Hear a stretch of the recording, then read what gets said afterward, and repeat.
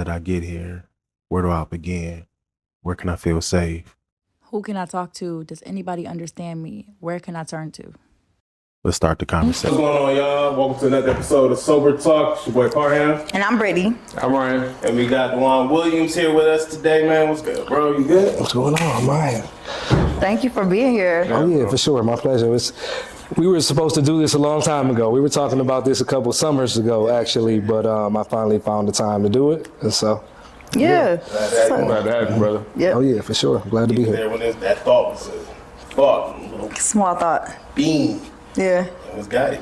Man, you came, you doing it. You just got to stay consistent, for sure. It's the importance of having a good team. Icebreaker right there. The importance of having a good team, man. Just all these guys here. And gals. And other icebreaker news. What's going on with the goals we set? Talking about being consistent. So, I've been trying to stay consistent when it comes to eating out. I know that was always my main thing is how much money I'm spending eating out. A little bit better. Not too much eating out this time. Not every day. Even bumped a couple meals off my parents to make sure I didn't eat out. So I was trying to cut around that. But what about you guys? I love being able to go to our parents' house and be like, what you cooking? That's what hey, over the weekend, Friday and Saturday. Y'all got something over there? Yeah. Chinese tonight. Same place that you talked about? Yeah. No. This is a different okay. place. Yeah.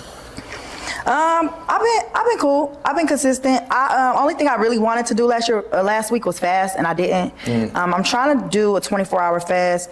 I would like to do 72, but 24 is like my thing I normally do. I haven't done it since January, so I want to get back into a 24-hour fast and reset. Okay. Yeah, it gets easy. I mean, I tried. Yeah. I just get really hungry like mid-afternoon. That's when it's hard. You got to keep pushing. Oof. And it's just water. Yep, just water. I remember we first was doing that. I was like, I'm gonna try it out. Yeah. I love that. Are you doing it on your own?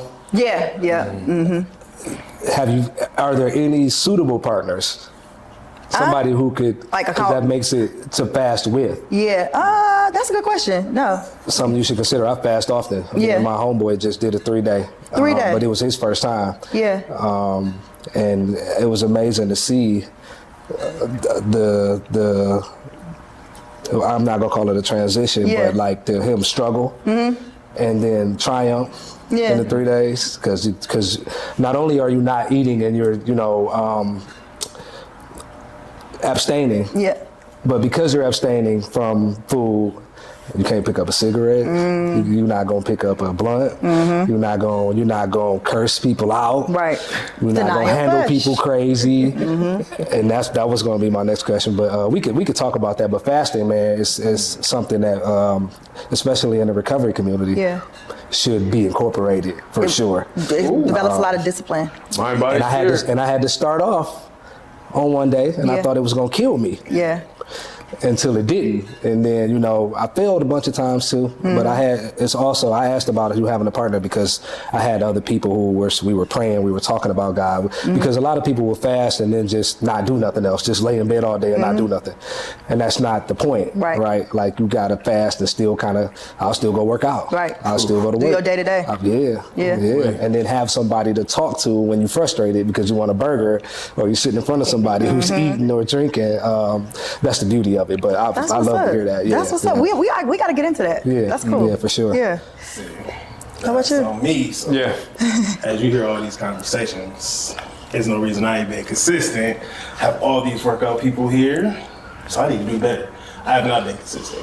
Okay. I ain't gonna hold you. That's all right. I've been much. Hey, you're being honest. She said, I'm sorry. I said that's all right. Oh, I think you said, but no, it's just really, I just been having my mind other places doing other stuff. So that ain't no excuse. So I'm telling myself I was not consistent. So I need to get better. Self-awareness. Yeah. In a minute. Got So, you. Yeah. actually, another thing I gotta do is stop cussing so much.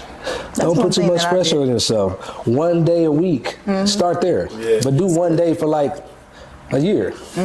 It's like 6 Atomic months. Habits. Atomic Habits by James If you Clear. could, if you can do one day for 6 months, then you can layer on another day. A lot of people overwhelm themselves, but you know, we talked about that a lot too. So Yeah. I know you got it in you. I mean, I did one day by accident. I ain't gonna grocery shop. You missed it one day in a row. I got guys at the gym that'll call my homie Mr. One Day in a Row. When you show up every now and then, One day in a row it's is funny. One day in a row. I haven't been, my thing, because consistency, especially in the gym, is easy. Yeah. Being consistent, a consistent husband, a consistent father, a consistent friend, being consistently, I won't go optimistic because I'm getting old, I'm starting to get grumpy, but consistently kind, consistently forgiving. That's where I've been trying to focus this year, because people just tend to piss me off. Yeah. And like, I don't have anger issues. It's just I'll become a certain way if it's like I'll just do it myself if y'all can't do it. But that's not conducive to where God is calling me. And so That part. that's where I need to be more consistent. That's what I told myself at the top of the year. Like, okay, you prove to yourself that you can be consistent with your body, but like your emotions That's need good. to remain consistent, because especially now with everything going on, like you gotta be poised. You gotta be ready to, like, you can't get emotional. You'll be in there, you'll be somewhere you're not supposed to be. And Right, so yeah. that's what I was been working on with, Yeah. as far as consistency. I like how you said you can't be emotional, because it makes me think about when the lady came to our church and she was telling us your feelings are last place. And that's the hardest thing for me, Yeah. is putting my feelings in last place. Like, they do come last. You gotta figure out how you're gonna react to a situation, and it can't be with how you feeling in the moment. So that was good. Yeah. Yep, responding and not reacting. There we go. That part. I was getting ready to say that. It's all about being able to Yeah, regulate so- yourself in the moment. Yeah, and you should be emotional, but you have to. It's a time and a place, If you just react in an emotion, Yeah. a lot of guys, they got somewhere for you to go Yeah. when you react in an emotional way. And so, and I don't want my son to see how I carry that either. I got 2 young boys, and so it's just important to be consistent there. Yeah. Yeah. Yeah. So do you think, since tell the people a little bit about yourself. Let's start there. So I am a health educator. I'm also I like to call myself a social worker. I'm not officially, I don't have a degree in social work, but my career consists of social work and health education. I'm a community health worker. I'm a certified peer coach. I wear quite a few different hats. Me and my wife run a health education business where we go around and we pretty much teach nutrition habits to families in mostly low-income communities, but we'll do corporate events too, like high earners who aren't eating right, and just lifestyle choices and things like that. So my wheelhouse is just health and wellness, but I'm a health educator. And so that's what I do, man. That's my lifestyle. Me and my wife are really active. My kids are active. I do some outreach. I do a lot of work with my church. I just changed churches, so now I'm in Novi at Embassy Covenant, which is really nice, by the way. A lot of young couples that look like us, because I'll be transparent. In church, man, it's not a lot of men, and then the men I do see kind of weird. Are they old? I'm just gonna be transparent. No offense. They may think I'm weird. It's just a different type of the masculine. I don't want to say they're not masculine. It doesn't look familiar. It's not something respectable. One thing I do is, like, I got a lot of Muslim friends, but I'm Christian. But I can respect the way that they respect themselves. Right. The way they carry it. I think it's important. And so, prior to my new church, we're still building up the outreach where we are at Embassy. But prior to that, we were doing a lot of work with our church. So a lot of outreach, people who struggle with substance use. I do meal preps for homeless shelters and transitional homes and things like that. So giving back a whole lot. It's pretty much our mission, our purpose. And so, but you don't get that unless you find out who you are. When you attend church regularly, when you attach yourself to a body. I don't want to call it attending church because people want to destroy it when you say going to church. But becoming a part of the body, any body that you join, you get to learn, your real skills, what you're good at. And so that's where I'm at. That's what I do. It's awesome. Yeah. Congrats, brother. Yeah. So, so before we talk about where you are, let's talk about where you came from, because I do believe that some people, it does say that people are overcome by the blood and by your testimony. Yeah. So, would you mind sharing a little bit of your testimony with us? So my testimony is more of like, so to keep it short, I'll say gifted from the start. I played sports. I got straight A's. I was the only boy. I was all boy, like I was breaking arms, legs, just doing a whole bunch of boy stuff, living my life. I born and raised in Detroit. But once I got to college, I picked up bad habits.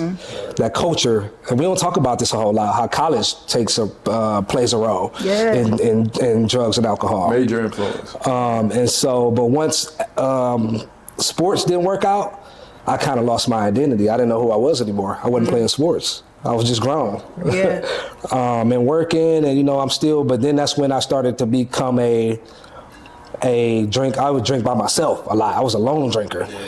And then things just, it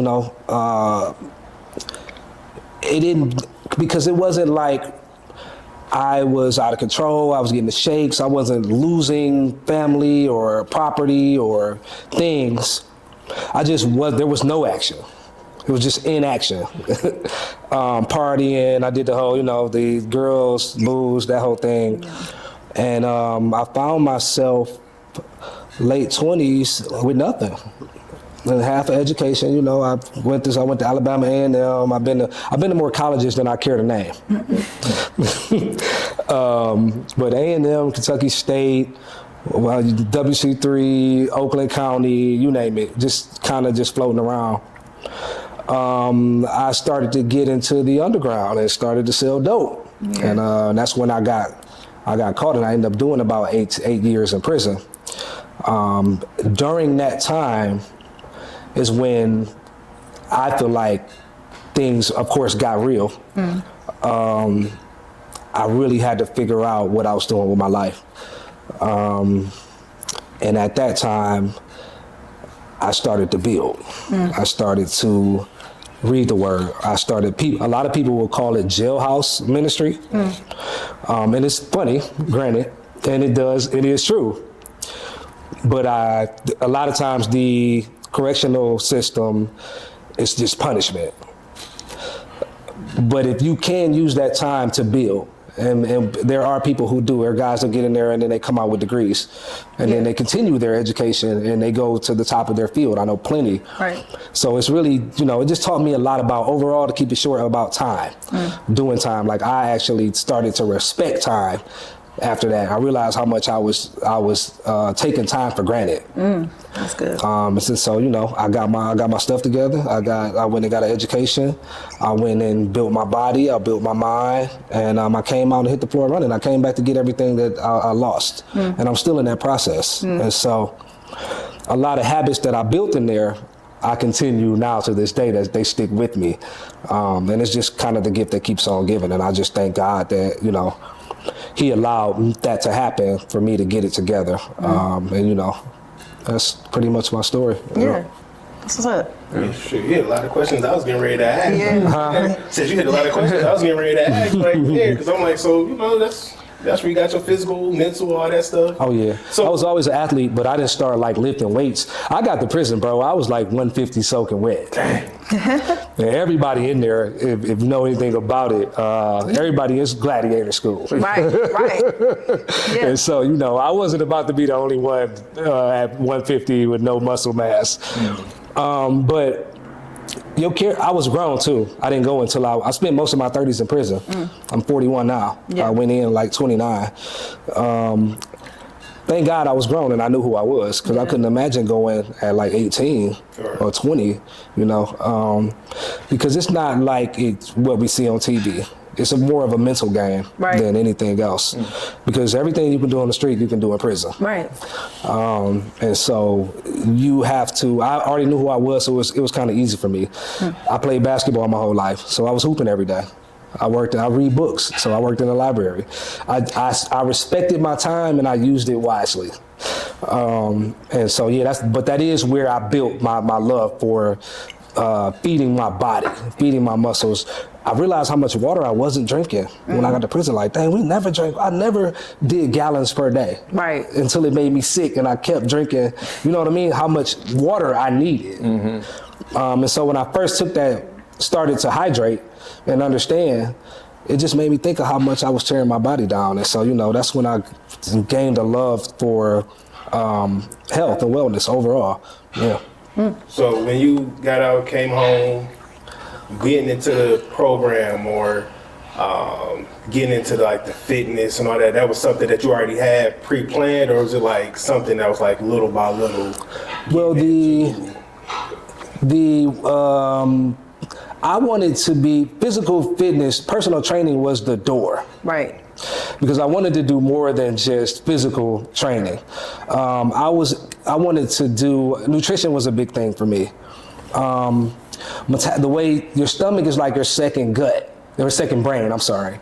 And so knowing a lot of the things, black folk, man, we die from a lot of preventable diseases. It's a lot of toxic stuff that my parents did, but they did their best. Yeah. Respect to my parents. We fried Did what food they at least knew. 3 or 4 times a week. Right. You know what I mean? And so those habits that we had was what I wanted to fix. But personal training was the door. Man, so I started doing that actually at the halfway house before I even came home. When I first got out of prison, and we had to be in a halfway house I was there about 18 months. I was able to take a class and get certified, and so I got certified for a trainer and nutritionist. Nutrition coach, let me make the distinction, because a nutritionist went to school to get a degree. Right. It doesn't mean that, That they a know nutrition more. coach is any less. Right. I just need to put some respect on somebody who went to school for 4 years. Got you. And yeah, that's what made me. I started to think about my people who my stepdad, had a lot of health issues, gout, you know what I mean, a lot of diabetes, like the top 3, high blood pressure, all of that type of stuff was really a concern for me, because I saw so many people struggle. Right. And so that's what really sparked my love for it. And I was originally recruited by. Nation Outside. Do y'all know who Nation Outside is? They help people who've been affected by the justice system with housing, with regard to mainly housing. They do a wraparound services, but mainly like getting in the house. If you got a record, but you have a job, you cleaned up, Right. you got your stuff together, and you're trying to get a house, you get denied a lot because of your record. Right. Like, people don't want you living on their block. Right. As a peer coach, I've had so many men who have CSCs, criminal sex cases, that they can't live nowhere. Yeah. It's sad to see. It's like, dang, they got their stuff together. They didn't even, in a lot of cases, they didn't even touch a child. They were with the woman and the woman just cried rape, or they might have peed behind a daycare center. Right. Public intox.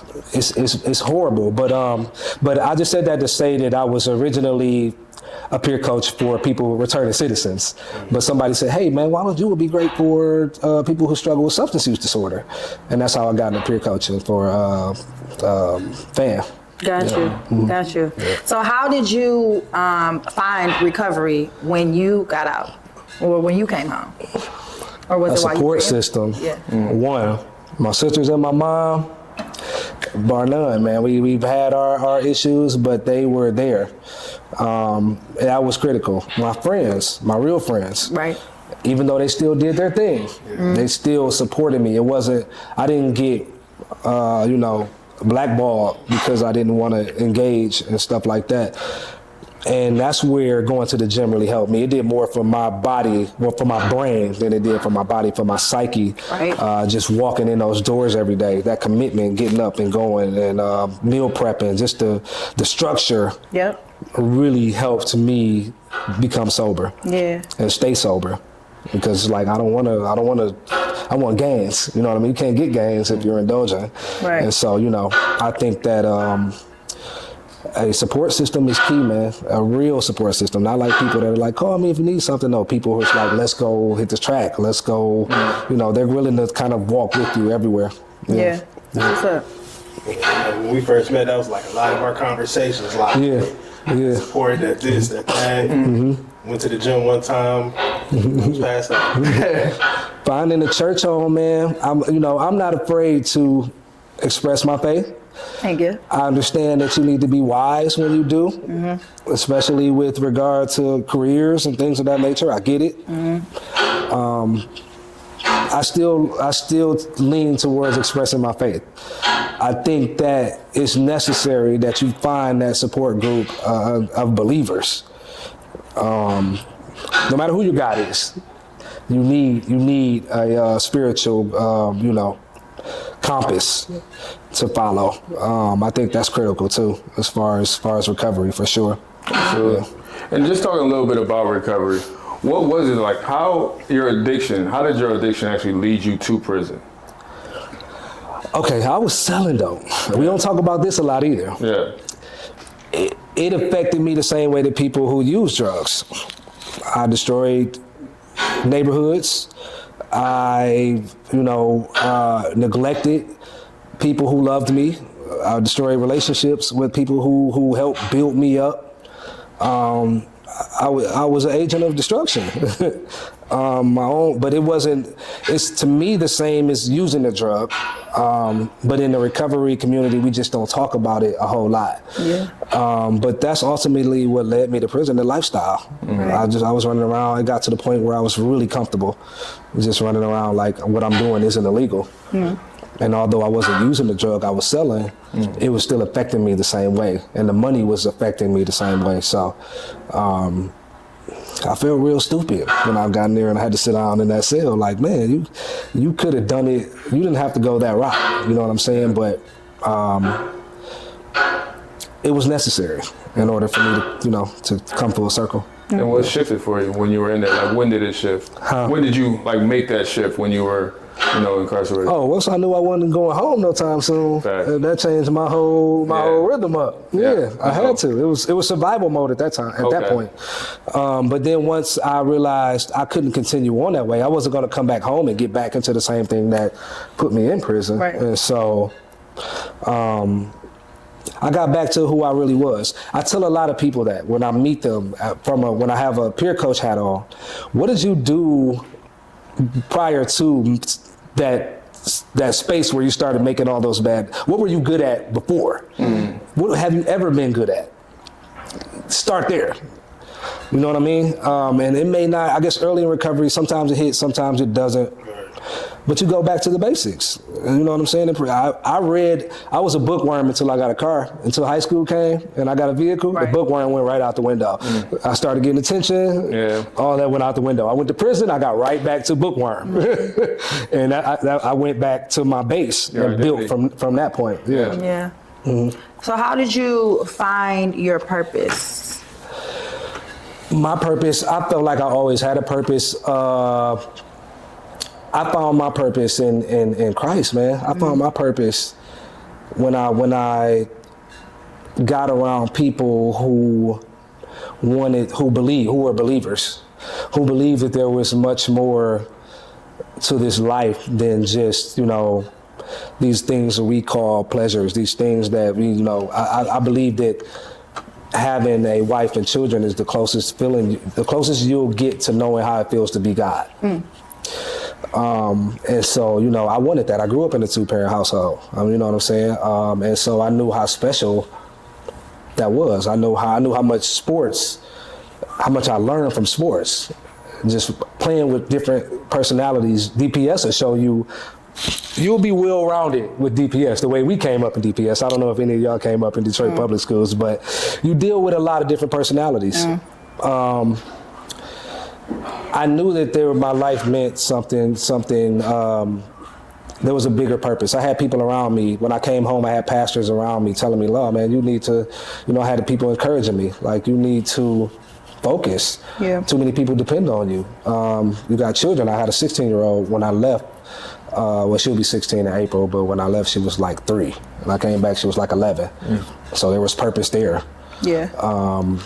I hadn't finished, I didn't have a career, even though I was deemed, I won't call myself a golden child, but people had expectations of me growing up. And so when I left, it was kind of like, I felt like I owed those people. I owed it to myself to make something of myself. So there was purpose there. To wrap it up though, I knew I had to give my life to Christ. I knew that I couldn't come back home and hang out the way people wanted me to hang out. I couldn't be a people pleaser. Like I had to live for myself. And so I knew I wanted to build a life and serve. I knew I wanted to serve in some capacity. Even prior to getting drug charges, I wanted to be an EMT. I always had a heart for service. And so that was always there, even prior to me going to prison. And so prison just kind of really made me buckle down and start to go for it. Yeah. Gotcha. So with that, like knowing you had purpose and knowing you had the expectations of others, coming home, getting into recovery, what was the hardest thing rebuilding in that time of just, hey, I'm fucking start fresh? That's a good one. The hardest thing about stigma, perhaps reliving it. The way people make you relive it. So when I went to get my license back, I had to go in front of a judge. It's an officer, but I got to relive it. I got to go bring up my record. Every job I go for, they want to bring up my record. I got to remember my record. I got to remember all of the stuff that I did. To me, that was the hardest part because I'm clearly not that person. And that's just the way things are now. Like people want to remind you, they want to remind you of what you did. And so to me, that was the hardest part, even with my family. You know what I mean? Like, oh, well, daddy can't do this thing because he has a record. Or I can't come see you, baby, because I don't have my license and I'm used to driving without it. Yeah, yeah. But I'm trying to do better, The right? thing. But yeah, a lot of things were hard, but I think that was the hardest part for me emotionally, having to relive my worst mistake every time I'm trying to do better. Yeah. Gotcha. Let's talk a little bit about fasting. Okay. How important is fasting for your discipline when you're in recovery? It's everything, man. It's everything. It's a gift that keeps on giving. So, I fast for both reasons. Yeah. Spiritual and physical. Right. Spiritual is the number one reason I fast. I'm aware of all the benefits physically. Right.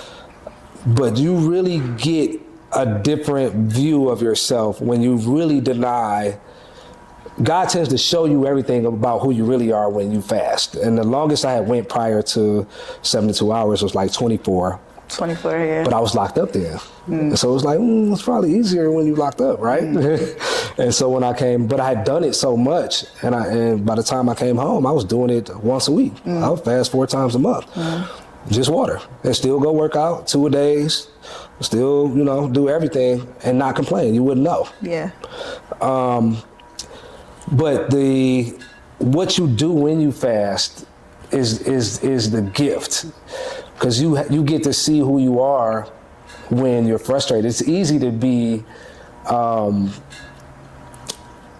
things are easy when it's convenient. Yep. When you got a wolf on your back and you're hungry, or like you don't have any money, you need a job bad, or somebody is treating you wrong, somebody's talking to you wrong, and you're inclined to respond away, but because you're fasting, you don't respond that way. You rely on the word, you rely on the people who love you. It creates a different type of just different thoughts. You get different thoughts, you start to have more confidence, you really start to build. It's a different feeling, man. It's really hard to explain. And those benefits outweigh any physical benefits that you could, that's a secondary benefit, the physical benefit. And so it's really changed my life. Yeah. And I just do it more now. Me and my wife fast. I fast with the church. Our church just did the first week of every month, we do a no meat fast. Either no meat, no carbs, or no sweet, no carbs. That's different. I went 30 days. First we did a 30-day one, but now we do a one every week, the first week of every month. But the first 30-day fast, the no meat, never done that. I'm thinking if I hadn't had my wife, I might not have made it. But what it did do was force us to pray together, for one. It forced us to really dig deep, because now you got to make meals with no meat. So I'm making jackfruit tacos. They're trash the first few times, right? Like, I'm not getting it, but that experience built so much character. I think we tend to overlook that. Black bean tacos, we're all over. We're looking up recipes all day. And then my kids still need to eat. And they not gonna want to eat. Fasting. We gotta give them chicken and sausage and And so you gotta that. So I gotta smell that in the morning. That's brutal. Yeah, that's different. But I just want to stress that, like, the process is where you build your character. And it really makes a difference. It really makes you see who you really are, what you can withstand, what you can take. You don't even have to be spiritual or a Christian to you just got to be human. And deny yourself to feel that, you know what I'm saying? So definitely a life changer for me. And of course, on the back end, my cortisol come down. My stomach get a little tighter. Right. You know what I'm saying? I got way more energy. I'm not bloated. The bloat leaves. I'm thinking more clear. You know what I mean? I can really focus. You can really lock in. And so, I advise it to everybody I know. Every single person I know. It goes into my next question, because I love the discipline, I love the process, I love the habits that you all embody. How do you translate that, or how do you coach that in someone else? Because I know how difficult that can be. So I plant the seed. All right. That's all I can be. I can't. Sometimes I water. Sometimes I watch it grow.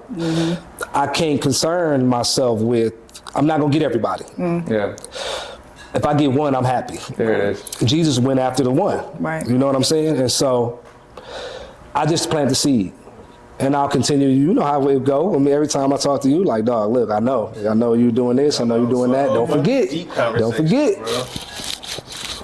And that's all I can do is continue to plant seeds and come back and watch them, water them if I have to. Eventually, you'll come around in your own time. It's the same thing with everything else. And people you love, you got to let them come around. You can't force them to do it, because if it's not natural, then it won't last. But I do, I get on people's nerves too, for sure. You blow their phone I get up? on no, I ain't gonna blow your phone up, but I'm a puller-upper. I'm gonna be at the door like, hey, dog, did you drink your water today, mama?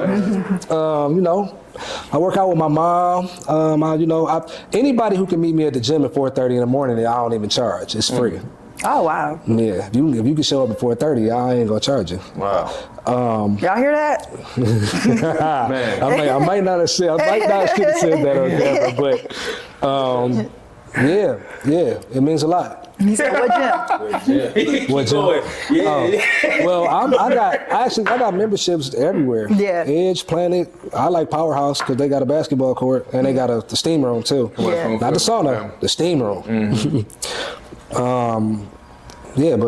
Pretty much anywhere. And I try to incorporate. I start with my family, Me and my son go to the gym together. Well, they go to Child Watch, and then but just him saying, "Daddy, I want to go to the gym house." That means the world to me. Yeah, gym house. Yeah, he called it the gym house. I love that. Get together right there. They be in a good, healthy state and all that. Yeah. So I know you said you be with your mom, your wife. Like, what platforms and everything can they find you on? Oh, I'm all over the place, man. We're on YouTube, DM Wellness Group, Instagram, Facebook, everything, TikTok. Yep. Yeah. That's what's up. That's what's up. Yeah. So, how are you said that you and your wife, you do nutrition with the city of Detroit specifically. Right. How is We that? contract with people. Okay. So, yep. So how is that? Oh man, I enjoy it. Right now we're doing a contract. We're with a group called Performance Changers. It's a nonprofit, and we pretty much mentor youth, 8 through 18. We come in. I teach kids hands-on skills, how to make basic smoothies. We give them macros. You know, you need protein, you need fiber. A lot of them are athletes, and so we tailor it to athletes, or But the special thing about it is we get the parents involved. Right. So we'll have the whole family come in, and we'll have them make meals together. Yeah. And kind of, we'll have them do inventory in their cupboards to see what they have. We teach them how to read nutrition labels. Yeah. That's a huge thing because people don't know how to read nutrition labels. We teach a lot of self-efficacy. And it's special, man. This is, we go on at the end of it's like a 4 or 5 week course. At the end of it, we all go grocery shopping with like $10.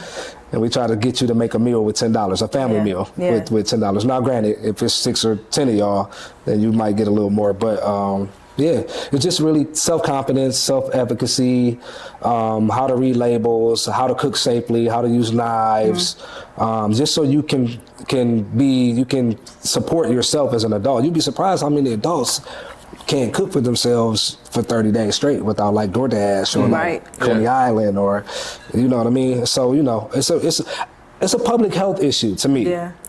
Just habits. Yeah. You know what I mean? Because we don't live in food deserts per se. We got a lot of good food, but we're in like a food swamp. It's kind of like you got to move Burger King out the way. You got to move Coney out the way.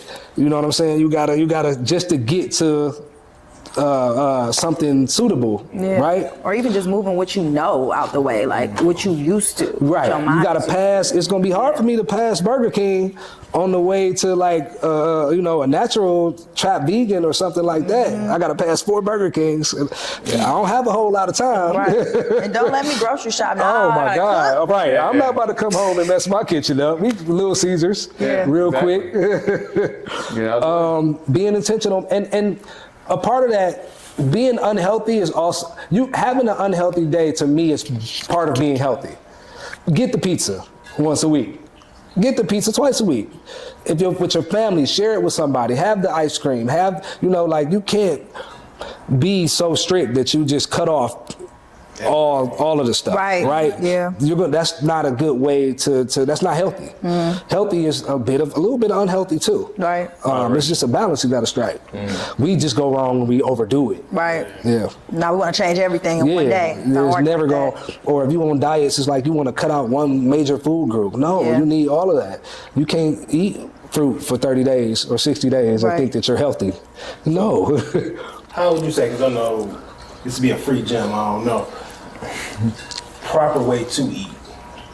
Especially a lot of people in recovery, they either working nights, so they eating either terrible right before they go to work, or when they come home from work it's late night and they doing some other stuff. So what would you say good ways to eat a good That's a good question. And I tell a lot of guys, if you're on a budget, you can't worry about, I'm not gonna eat ramen noodles. It'd be wise for you to get them and mix them with some vegetables and take half or a quarter of the pack and season it. Don't use the whole thing. Early in recovery, consistency matters more than it being like top shelf. Okay, I won't buy any farm-raised fish, but if that's all you can afford, then that's what you need to get, and do it consistently. Don't jump around, all over the place because you're trying to avoid eating poorly. Right. You just need to eat consistently early in recovery because your body needs all of those nutrients that you got rid of, drinking and drugging. Yeah. So I think it's really key, and I say this a lot, be consistent.